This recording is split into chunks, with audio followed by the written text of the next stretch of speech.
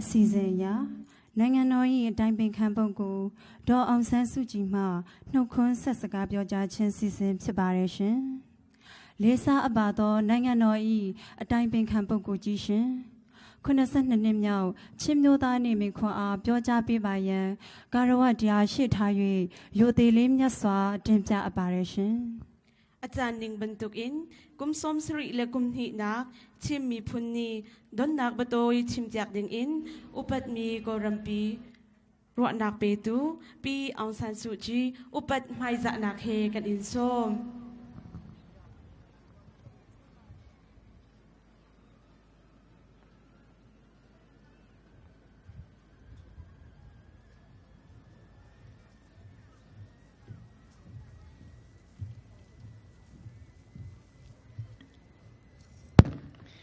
ယနေ့92နှစ်မြောက်ချင်းမျိုးသားနေ့ကိုကြွားရောက်လာတဲ့ဧည့်သည်တော်များအားလုံးကျမတို့ရဲ့ပြည်ထောင်စု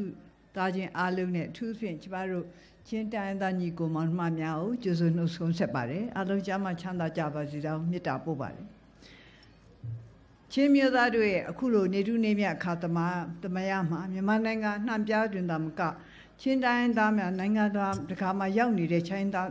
င်းသားများအားလုံးပျော်ရွှင်ချမ်းမြေ့ကြပါစေလို့လည်းဆုတောင်းမေတ္တာပို့ပါတယ်ဒီနေ့အခမ်းအနားကတော့92နှစ်မြောက်ချင်းမျိုးသားနေ့ပဲဖြစ်တယ်ဆိုတာအားလုံးသိပြီးသားပါပဲ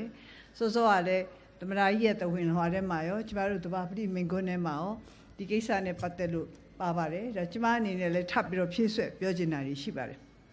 ချင်းမျိုးသားနေ့ဖြစ်ပေါ်ပေါက်လာခဲ့တဲ့သမိုင်းကြောင်းကိုပြန်ပြောင်းကြည့်မယ်ဆိုရင်20ရာစုနှစ်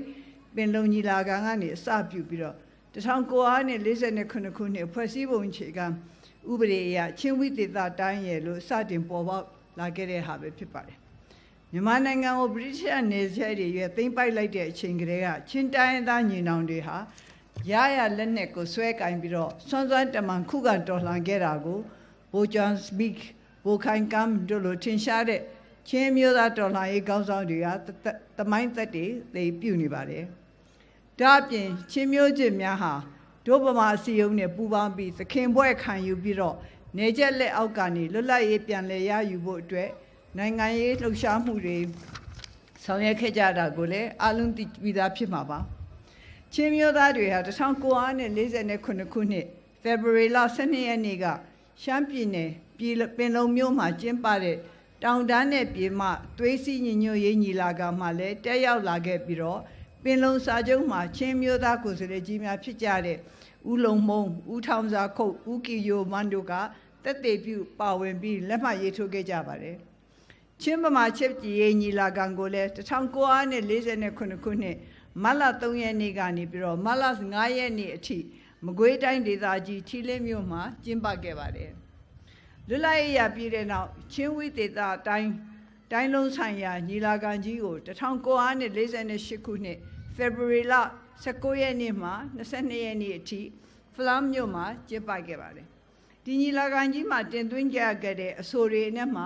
ဖေဖော်ဝါရီလ20ရက်နေ့မှာတင်သွင်းတဲ့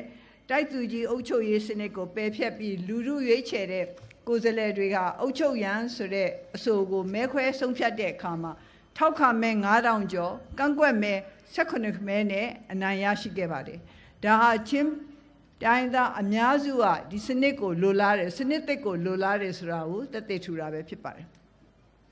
လွန်ခဲ့တဲ့နှစ်ပေါင်း82နှစ်ကနေဒီနေ့လိုဖေဖော်ဝါရီလ20ရက်နေ့အချိန်ခါမှာဖလမ်းမြို့လူထုညီလာခံကြီးကနေဒီမိုကရေစီအုပ်ချုပ်ရေးစနစ်ကိုပြောင်းလဲကျင့်သုံးဖို့တခဲနဲ့ဆုံးဖြတ်ခဲ့တဲ့နေ့ဖြစ်တဲ့အတွက်လည်းနိုင်ငံရေးအရာရောသမိုင်းတန်ဖိုးအရာပါအနှစ်သာရပြေဝပြီးတော့တန်ဖိုးကြီးမားလာပါတယ်ဒီလိုသမိုင်းကြောင်းနောက်ခံကိုကြည့်လိုက်တာနဲ့ကျမတို့ရဲ့ချင်းတိုင်းသားတွေဟာဝေးလံပြီးသွားရခက်ခဲတဲ့တောင်တန်းဒေသတွေမှာနေထိုင်ကြပေမဲ့နိုင်ငံရေးအရဘယ်တုန်းကမှနောက်မကျခဲ့ဘူးပြည်မနဲ့အခြားတောင်တန်းဒေသတွေကနိုင်ငံရေးရည်စည်းကြောင်းနဲ့အတူမျက်ခြေမပြတ်လိုက်ပါနိုင်တယ်ဆိုတာကိုအထင်ရှားတွေ့မြင်နိုင်ပါတယ်20ရာစုနှစ်ပြည်လုံညီလာခံမှာကျမတို့ရဲ့မိဘတွေမျှော်မှန်းခဲ့တဲ့ပြည်ထောင်စုကြီးကိုတည်ထောင်ရာမှာကံမကောင်းအကြောင်းမလှစွာနဲ့ပဲပြည်တွင်းလက်နက်ကင်ပဋိပက္ခတွေကိုရင်ဆိုင်ခဲ့ရပါတယ်အကျိုးဆက်အနေနဲ့ကျမတို့ရဲ့မိဘဘိုးဘွားတွေမျှော်လင့်ခဲ့တဲ့ပြည်ထောင်စုတည်ဆောက်ရေးပန်းတိုင်ဟာလည်းဆုံးခန်း မတိုင်ခဲ့ပါဘူးကျမတို့မိဘဘိုးဘွားတွေမျှော်လင့်ခဲ့တဲ့ပြည်ထောင်စုအိမ်မက်ကိုဆက်လက်ဖြည့်ဆည်းနိုင်ဖို့ဒီကနေ့21ရာစုခေတ်မှာကျမတို့အစိုးရအနေနဲ့21ရာစုပင်လုံညီလာခံကိုခေါ်ယူကျင်းပနေပါတယ်မပြီးဆုံးသေးတဲ့ပြည်ထောင်စုတည်ဆောက်ရေးခရီးလမ်းကိုကျမတို့ခေတ်ကျမတို့အချိန်ခါမှာဆက်လက်ရှောက်လှမ်းနေတာပဲဖြစ်ပါတယ်ပြည်ထောင်စုငြိမ်းချမ်းရေးညီလာခံ21ရာစုနှစ်ရာစုပင်လုံအစည်းအဝေးတွင်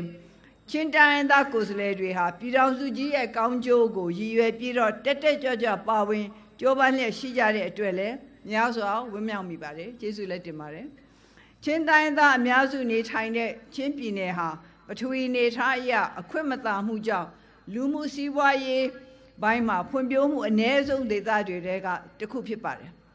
ဖွံ့ဖြိုးဆဲနိုင်ငံတစ်ခုဖြစ်တဲ့ကျမတို့ရဲ့နိုင်ငံထဲမှာအကြောင်းကြောင့်ဖွံ့ဖြိုးမှုအ ਨੇ ဆုံးဒေသဖြစ်ရတာဟာအင်မတန်မှစိတ်မကောင်းစရာပဲဖြစ်ပါတယ်ဒါကြောင့်လည်းကျမတို့အစိုးရလက်ထက်မှာချင်းပြည်နယ်ကိုဦးစားပေးဖွံ့ဖြိုးရေးပြည်နယ်အဖြစ်သတ်မှတ်ပြီးဘက်စုံတောင်းစုံကနေဖြည့်ဆည်းဆောင်ရွက်ပေးခဲ့တာဖြစ်ပါတယ်မြေပြင်ပထဝီအနေထားအရဆက်သွယ်သွားလာမှုအခက်အခဲတွေမရှိရလေအောင်ဆက်သွယ်ရေးနဲ့လမ်းပန်းဆက်သွယ်ရေးတို့ကိုဦးစားပေးဆောင်ရွက်လျက်ရှိပါတယ်နောက်ကျကျရင်ခဲ့တဲ့ပညာရေးနဲ့ကျန်းမာရေးကဏ္ဍလျှက်စစ်ဓာတ်အားရရှိရေးတို့ကိုလည်းအလေးထားပြီးတော့ဆောင်ရွက်ပေးနေပါတယ်ဒီလိုဆောင်ရွက်ရမှာတိုင်းသားလူမျိုးစုခေါင်းဆောင်များနဲ့ရရွာလူထုတို့ကိုပွင့်လင်းမြင်သာမှုတာဝန်ခံမှုရှိပြီးလူထုကတုံ့ပြန်မှုပေးနိုင်တဲ့စနစ်နဲ့တိုင်ပင်ဆွေးနွေးပြီးဆောင်ရွက်ဖို့မူဝါဒချမှတ်ထားပြီးဒီတိုင်းပဲတာဝန်ရှိသူတွေကိုကျမတို့ဆောင်ရွက်စေပါတယ်မြမလာတဲ့ချင်းရှုတောင်တန်းတွေကြားမှာတောင်စလပန်းတွေအမြဲတစေဝေစာပွင့်လန်းနေတဲ့ချင်းပြည်နယ်အေးချမ်းလာတဲ့ရာသီဥတုတည်ရှိတဲ့ချင်းပြည်နယ်ဟာတိကျထူးခြားတဲ့သဘာဝအလှတွေသီးသန့်အလှတွေနဲ့လှပနေတာဖြစ်ပါတယ်အစဉ်အဆက်ထိမ့်သိမ်းစောင့်ရှောက်လာခဲ့တဲ့ရိုးရရင်ကျေးမှုအမွေအနှစ်တွေနဲ့ချင်းပြည်နယ်ရဲ့ဝိသေသလက္ခဏာတွေကိုလည်းကိုးစားပြုတည်ရှိနေတာဖြစ်ပါတယ်ကျမတို့အနေနဲ့မကြာခဏဆိုသလိုချင်းပြည်နယ်ကိုရောက်ဖြစ်ပါတယ်ရောက်တဲ့အခါတိုင်းမှာလည်းချင်းတိုင်းသားတွေဟာအေးချမ်းလာတဲ့ရာသီဥတုခက်ခဲလာတဲ့လမ်းပန်းဆက်သွယ်ရေးတို့ကိုအန်တုပြီးကြန့်ခိုင်တဲ့စိတ်ဓာတ်နဲ့ခက်ခဲကြမ်းတမ်းမှုတွေကိုရင်ဆိုင်နိုင်ကြတဲ့သူများဖြစ်တာကိုမျက်မြင်သတိပြုမိပါတယ်ချင်းတိုင်းသားတွေအနေနဲ့ဒေသအလိုက်ဘာသာစကားနဲ့စာပေတွေမတူညီကြပေမဲ့မတူကွဲပြားမှုတွေကိုစီးလုံးမှုအင်အားတရအဖြစ်အသုံးချပြီး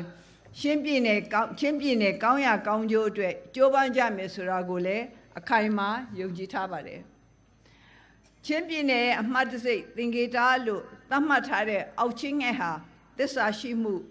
လေးနဲ့တည်ကြည်မှုကိုစားပြုပါတယ်ချင်းမျိုးသားတွေရဲ့သစ္စာရှိမှုလေးနဲ့တည်ကြည်မှုဟာကျမတို့ရဲ့ဒီမိုကရေစီဖက်ဒရယ်ပြည်ထောင်စုတည်ဆောက်ရေးခရီးလမ်းမှာတရတအားဖြစ်စေတာလည်းအမှန်ပဲဖြစ်ပါတယ်ချင်းမျိုးသားတွေဟာဗဒေသရေအုပ်ချုပ်ရေးစနစ်ကိုဒီမိုကရေစီအုပ်ချုပ်ရေးစနစ်နဲ့အစားထိုးဖို့ဆုံးဖြတ်ခဲ့တဲ့နေဖြစ်တဲ့အတွက်ချင်းတိုင်းသားများတန်ဖိုးထားရှိကြပြီးနှစ်စဉ်နှစ်တိုင်းနိုင်ငံရေးအနှစ်သာရရှိကျင်းပပြုလုပ်ကြသလိုပဲချင်းတိုင်းသားလူငယ်မျိုးဆက်သစ်တွေကိုလည်းတန်ဖိုးကြီးမားလာတဲ့နိုင်ငံရေးအမြင်ကျယ်မှုနဲ့ဒီမိုကရေစီစိတ်ဓာတ်တွေကိုလက်ဆင့်ကမ်းအမွေပေးသွားနိုင်ရေးဟာလဲတောင်ပေါ်မြေပြန့်ပြည်တွင်းနဲ့ပြည်ပချင်းတိုင်းသားများအားလုံးရဲ့အဓိကတာဝန်တရားပဲဖြစ်ပါတယ်။ညီကုန်းချုပ်အနေနဲ့82နှစ်မြောက်ချင်းမျိုးသားနေ့ကိုဂေါင်ယူဝင်းမြတ်စွာကြိုဆိုပါတယ်။ချင်းတိုင်းသားများနဲ့ချင်းပြည်နယ်ကြီးဖွံ့ဖြိုးတက်ပါစေ။ချင်းတောင်တန်းတွေရဲ့အလှတရားကိုဆက်လက်ထိန်းသိမ်းထားနိုင်ကြပါစေ။မျိုးဆက်သစ်လူငယ်တွေနိုင်ငံရေးအမျှော်မြင်နဲ့ဒီမိုကရေစီစိတ်ဓာတ်တွေကိုလက်ဆင့်ကမ်းအမွေပေးနိုင်ကြပါစေဒီမိုကရေစီဖက်ဒရယ်ပြည်ထောင်စုတည်ဆောက်ရေးကြိုးပမ်းအားထုတ်မှုမှာပြည်ထောင်စုရဲ့သားသမီးတွေဖြစ်တဲ့အခြားသောတိုင်းရင်းသားတွေနဲ့အတူချင်းတိုင်းရင်းသားများကလည်းတက်တက်ကြွကြွစီစီလုံးလုံးနဲ့လက်တွဲပူးပေါင်းပါဝင်နိုင်ကြပါစေကြောင်းနှိုးဆော်တိုက်တွန်းပါတယ်ကျမတို့ချင်းတိုင်းရင်းသားများရဲ့လှပတဲ့နှလုံးသားများအားလုံးကိုဘုရားသခင်ကောင်းချီးပေးပါစေကျေးဇူးတင်ပါတယ်